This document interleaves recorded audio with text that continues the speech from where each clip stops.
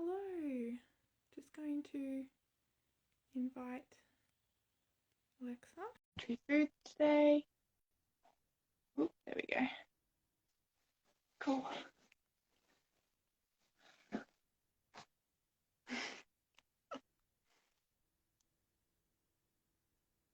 Hello.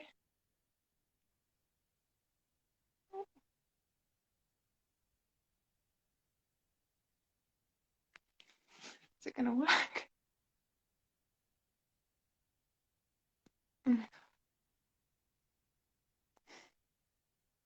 Why?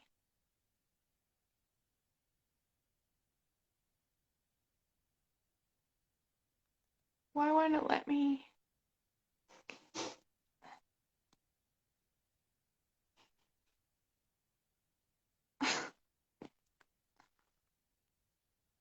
I think you have to accept my invitation, Alexa. Trying to figure out how to get her on. Why is it not letting you?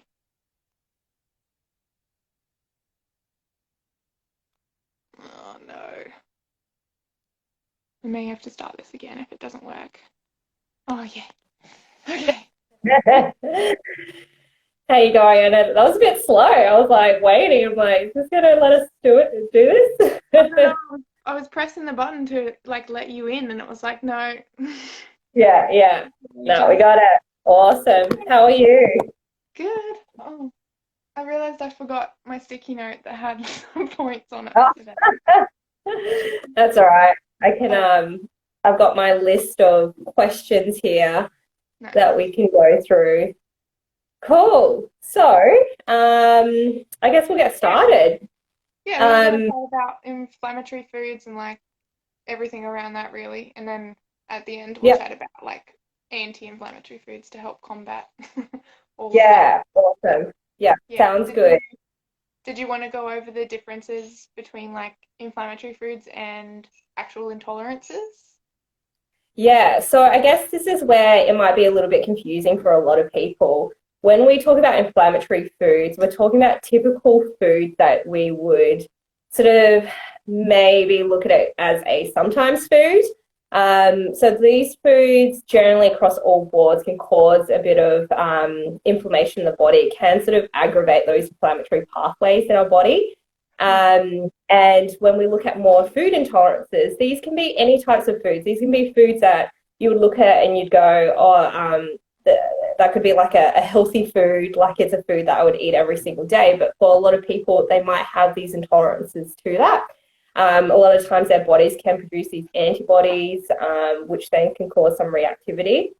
So there is a bit of a difference between the two. And I think that's where it's really important to understand the two. And with food intolerances, because a lot of times if they're foods that are actually good for us and they are causing reactivity for us, we don't want to avoid them for too long. Whereas inflammatory foods, you could sort of get away with avoiding them because, like, they don't have any nutritional value for us. Cool. Did you want to add anything to that? Oh yeah, I was just gonna like maybe pop an example in like Yeah, let's do some examples. yeah, like a food intolerance could be like to eggs or something random like that, but that's not Yeah, necessarily generally considered an inflammatory food. Like the yeah. ones that we're thinking of as inflammatory foods themselves might be like, I don't know, dairy for most people. All those I, things that are yeah, seen as bad foods, like you said. So like yeah. really highly refined and processed grains, really highly refined processed oils. hmm Um, I think that's sometimes a big one. Like I wanted to, yeah, like yeah, what you were just saying with the seeded oils, because there's so much of it right now. mhm, And it's something that we could sort of talk about, like why they're bad for us and what's wrong and all of those things and stuff. But it is something to just keep in mind with all of these foods. We just don't want to have it in excess. yeah, A little bit is okay, obviously, but if we're doing it, if we're having it and it's hidden in things we don't realize it, and we're having it every single day, then that can cause a lot of harm in the body. So it is something to keep an eye on, particularly with seeded oils. It's in a lot of our alternative milks. It's in a lot of processed foods, in a lot of takeaways when we eat out and stuff. So it does add up if we are constantly having those foods every single day. And seeded oils are considered like your canola oils, your grapeseed oil, soybean oil, vegetable oil. Yeah. So it's highly processed and very unstable. So it can cause a lot of oxidative stress in the body. So these are the types of foods that, yeah, we would consider more inflammatory foods versus food intolerances. What else did you say? You said, oh, dairy can be an inflammatory food for a lot of people. Yeah. Especially And for that could, skin conditions, they notice that is one of like yeah, their biggest triggers. And then also like yeah, what you were saying about eating certain things in moderation, even up to a point, just yeah. sugar in general can be an Oh, inflammatory food, absolutely. Yeah. especially if it's processed, but just sugar in general Yeah, too. especially the refined sugars and stuff. And I think everyone sort of is so aware of that. And so sugar is quite an obvious one. I think dairy is quite interesting because a lot of people can have it and then it's fine for some people, and then for others they see reactivity straight away. And I think it's good to note, like, it's a lot of the times people have issues with either the lactose part of the dairy or the casein, which is the protein of dairy. So it's really important to understand like whether you're reacting to either the lactose or the protein. Um, yeah, those, I would say those are main foods. Food intolerances, you know, there could be so many of them. You could Almost have food intolerances to certain vegetables, you know. So it's really the difference between inflammatory foods and food intolerances is very, very different. Cool. I think so. The next question was, which we already covered. What are some of the main inflammatory foods? Was there anything else that we didn't mention?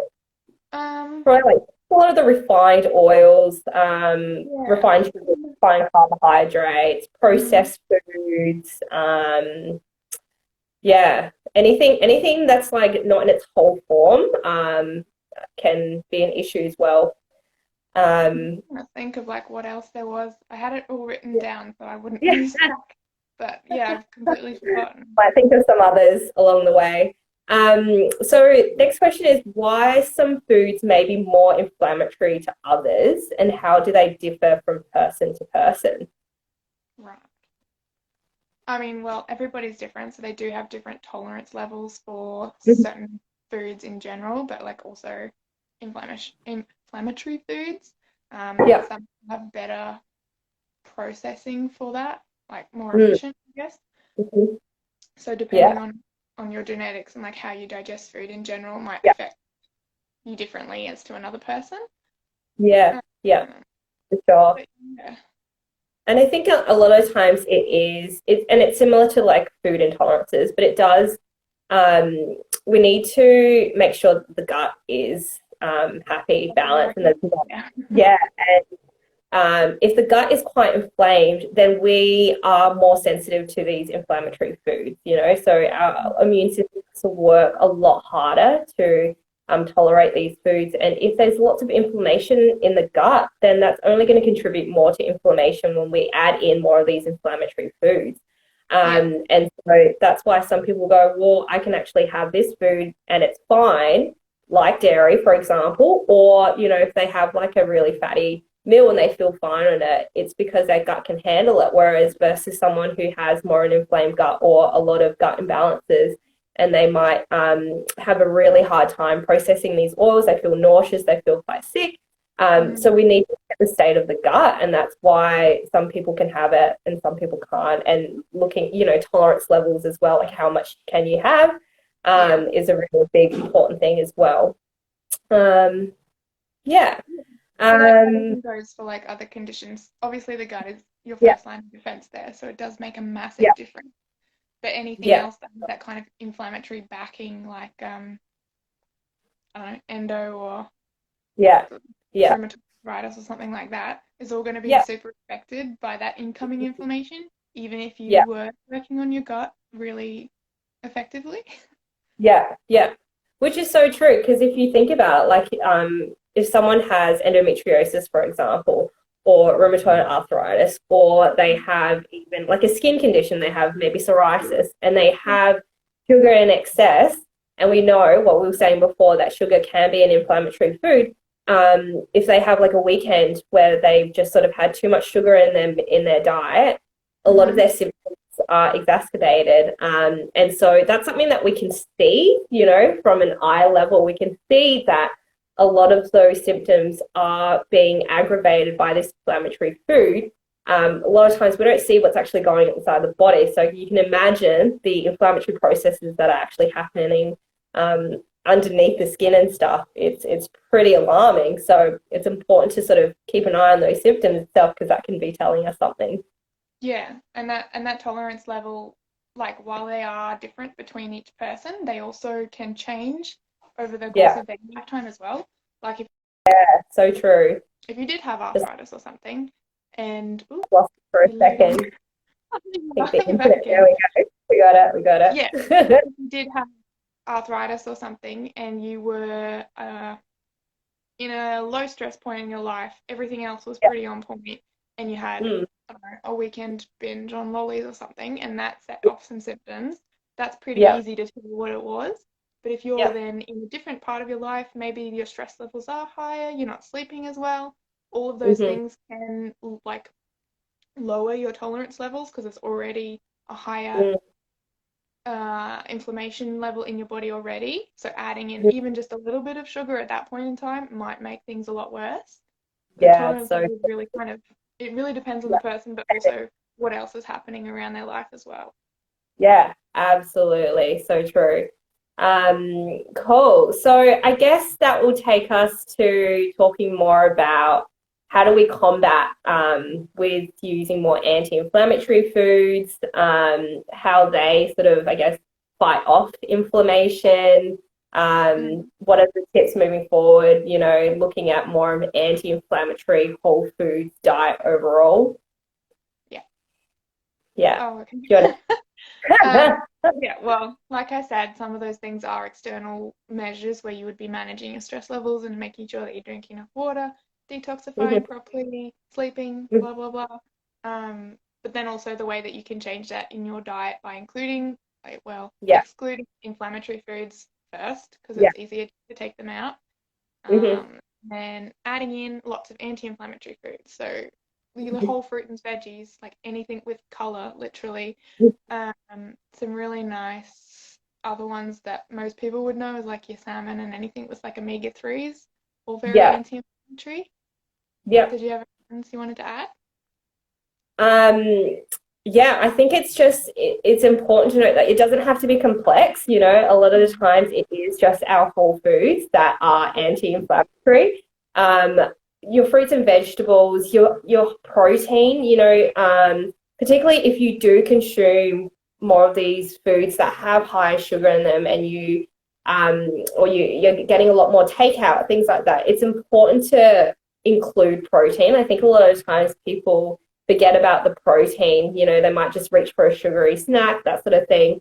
When we have more of those whole food nutrients and good quality proteins, good quality fats, it can sort of down-regulate a lot of that inflammation. It provides us with abundance of minerals and nutrients and support detoxification a lot better. It can provide fuel for our gut microbiome. So all of those things, like, it doesn't have to be complex. And I think a lot of times people sort of get overwhelmed with eating healthy and stuff. But at the end of the day, it's just, you know, a lot of the times it's basic whole foods, whole grains, very unprocessed foods that are really going to down-regulate a lot of that inflammation in the body.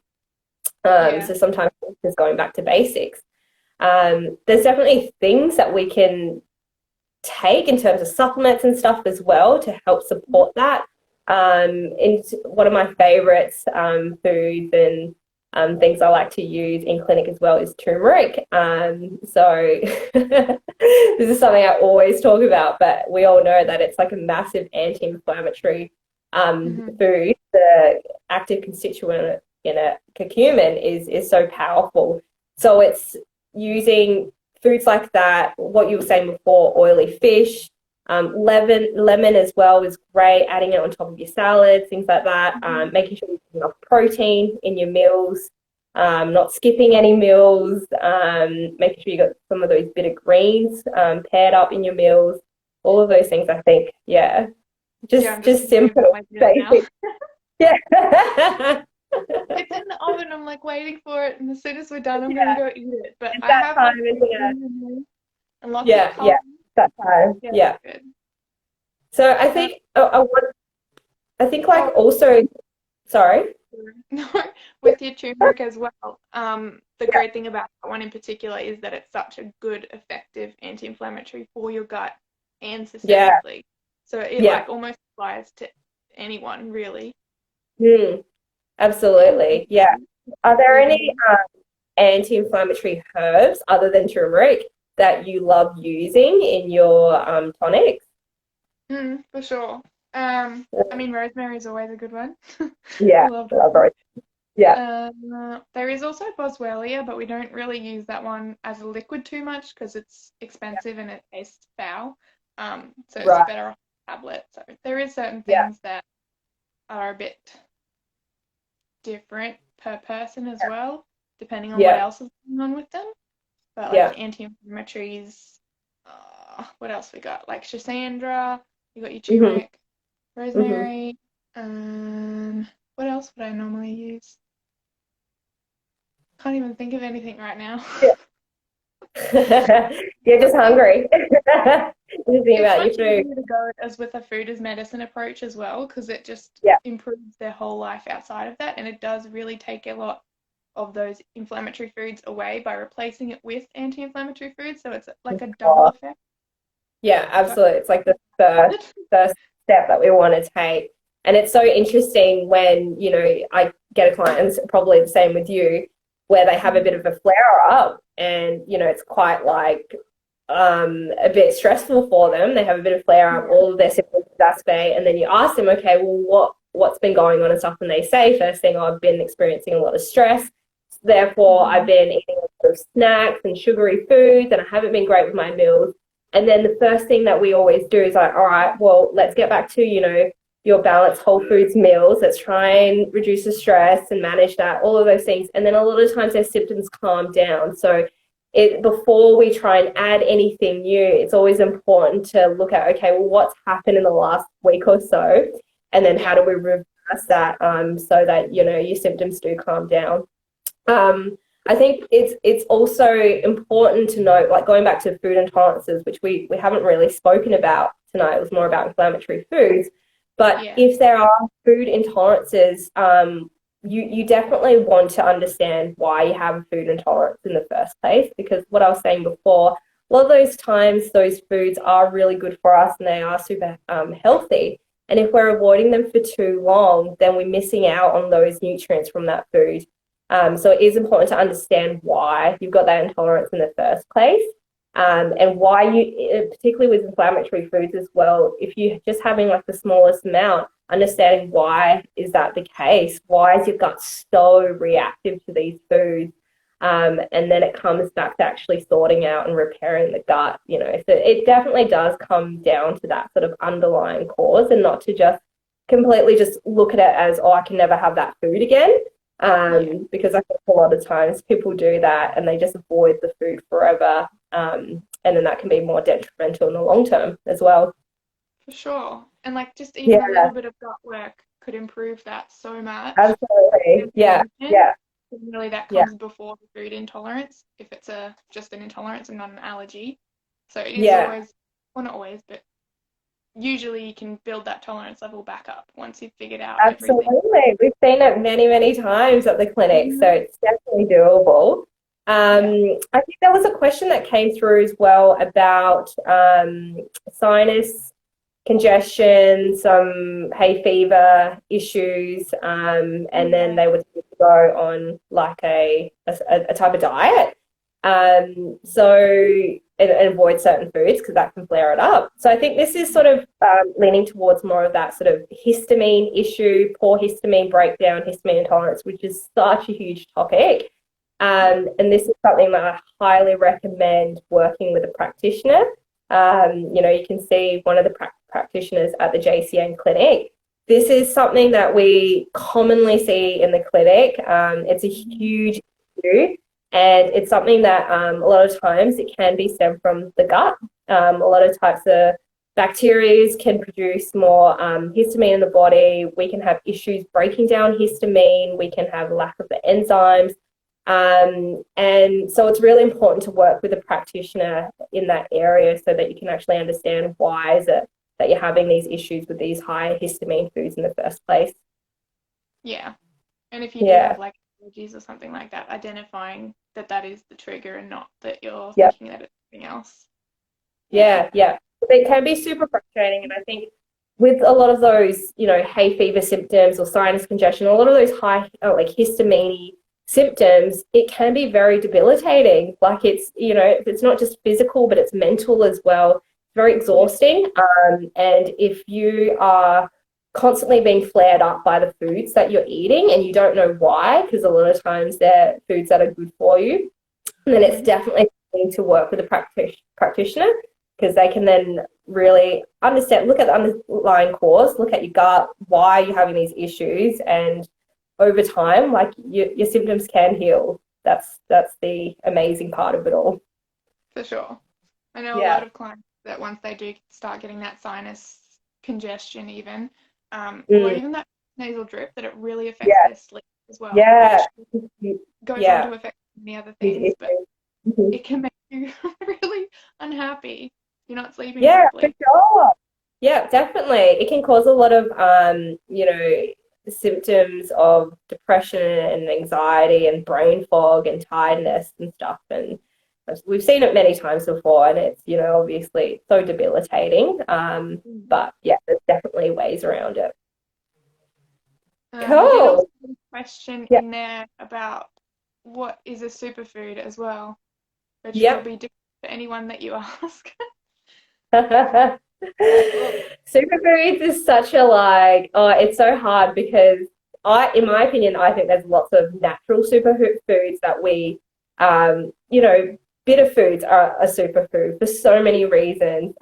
Turmeric, what I was raving on about before, is such a superfood for so many reasons.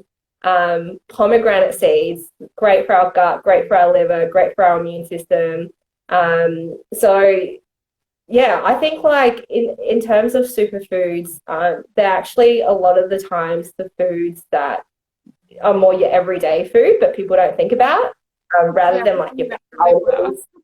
Yeah, it's rather than like it's your powders and taking this and that and stuff. It's really like the foods that you would consider as like an everyday food, and you're like, oh, that's actually a superfood because it has like so many benefits. Would you agree, or would you add to that? Even just your plain berries that you buy in the frozen pack to add to your definitely considered a superfood in my mind. Yeah, absolutely. Anything that's like really high in antioxidants, and a lot of those foods with high polyphenols that a bright red color, like your berries, your pomegranate seeds, your beetroot, your red cabbages, purple carrots. Anything like with those, that really rich purple colors, such high in polyphenols, which is such an amazing antioxidant, which is great for your immune system. It is great for repairing the gut, feeding those good gut bugs, and great for liver detoxification pathways. So, yeah, I think those would be considered like our favorite superfoods. Yeah. I mean, some people, if you are having any issues eating those kinds of foods or even everyday foods, definitely something needs to be addressed. Come see us at the clinic and sort it out. But they are your more staple veggies, just lots of colour, rainbow foods. Lots of colour, absolutely, yeah. And going back to basics, just what I was saying before. But if it's more complex than that, definitely see someone at the clinic. We do a lot of functional testing if we get to a point where we need more information, but a lot of times that with our experience and our knowledge and stuff, a lot of times we can do it through just careful case taking and really understanding what's going on. Yeah. Cool. I think that's it. I think the food's calling you. All right. Well, if anyone has any questions for today, just shoot us a DM or contact us at the reception. And then hopefully today was super helpful for you guys. Yeah, If you missed it, I'll have it posted on my page as well, so you can go rewatch the start. Awesome. Perfect. All All right. Well, have a wonderful dinner. I will. Yeah. Thanks. Enjoy. Enjoy all those Yeah. bright colors. Oh, yeah. Bye. For sure.